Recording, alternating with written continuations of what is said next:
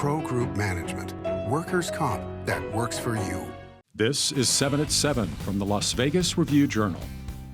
Good evening, I'm Jen Ah. Thanks for joining us on 7 at 7. In Top Stories, sponsored by Nevada Hand Silver Sky Assisted Living Community. Learn more at nevadahand.org. Breaking today, a frightening afternoon for drivers in the Summerlin area as police stop a wrong-way driver on the 215 Beltway. Police say just after 1 this afternoon, someone was driving the wrong way at Fort Apache Road and Lake North Drive. A witness tells the Review-Journal, quote, "It looked like he swerved to hit a car on purpose." The driver was stopped and arrested on the Beltway at Sahara Avenue. In other news, the House panel investigating last year's riot at the Capitol subpoenas Michael McDonald, the chairman of Nevada's Republican Party. The committee is looking at the submission of fake electoral votes to D.C. from 7 states, including Nevada. The panel says McDonald was a, quote, purported electoral college elector. McDonald could not be reached for comment. Amid the teacher staffing shortage, the state of Nevada will once again consider allowing some school districts to hire high school graduates as emergency substitute teachers. A public hearing on this proposal, which affects the Clark and Washoe County school districts, will take place on February 24th. And a role model for combating domestic violence. Senator CORTEZ MASTO says Project 417, a partnership between Las Vegas police and the nonprofit SafeNest, should be copied in other states.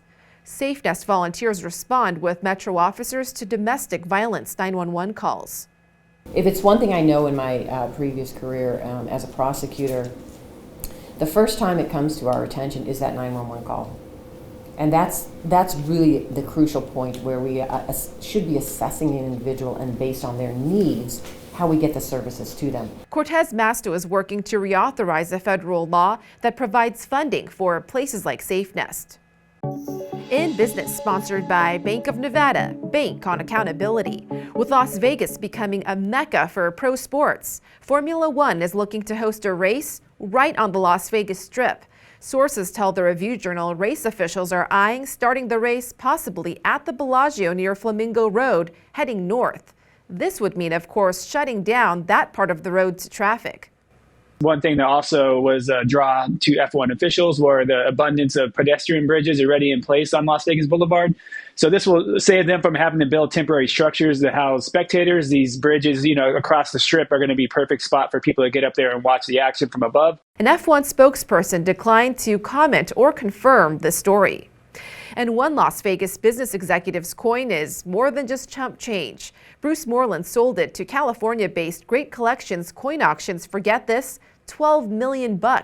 Experts say it's believed to be the first silver dollar ever made by the U.S. Mint back in the year 1794 and still in mint condition.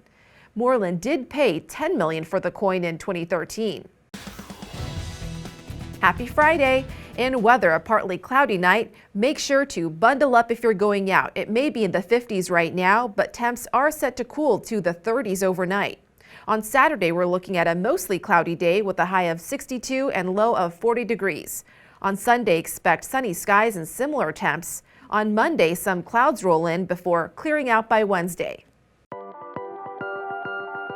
In health, state officials confirm the worst of the Omicron wave is over in Clark County after a week of decreases in major COVID metrics. Data from other places hit with Omicron sooner shows this variant, while contagious, doesn't last as long as previous variants. However, officials also say the first subvariant of Omicron has been detected in southern Nevada. And the Center, a nonprofit serving the LGBTQ community, plans to expand healthcare services downtown. Review-Journal's Renee Summerhour has more on its new director. Renee? Jen, Mona Lisa Paulo joined the organization in November as it looks to become a federally qualified health center.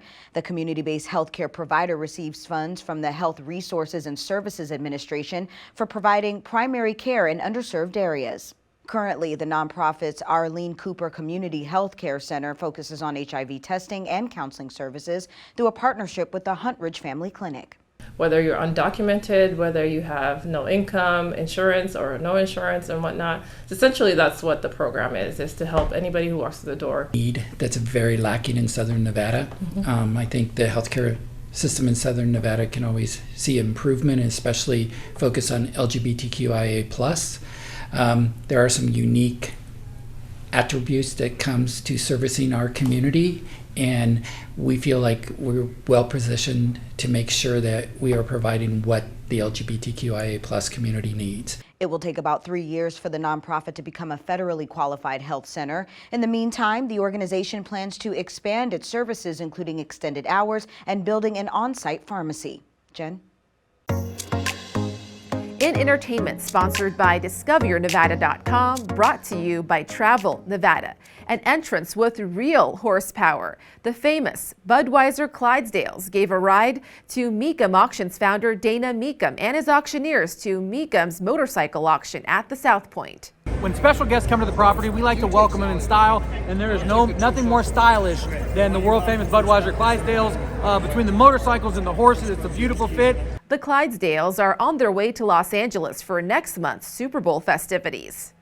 Sports brought to you by Station Casinos STN Sports. Download the app and get a bonus up to $100 when you sign up. The Raiders could be on their way to becoming Patriots West now that the team has asked to interview New England offensive coordinator Josh McDaniels for their head coach vacancy. This news comes after the Raiders have already interviewed New England player personnel director Dave Ziegler for their open general manager position. It sure looks like and feels like the Raiders are trying to create a tandem at the head of their football operations between their head coach and the general manager that consists of a track record together, a working relationship together. Certainly, Josh McDaniels and Dave Ziegler have a long history together going all the way back to their college days over at John Carroll University.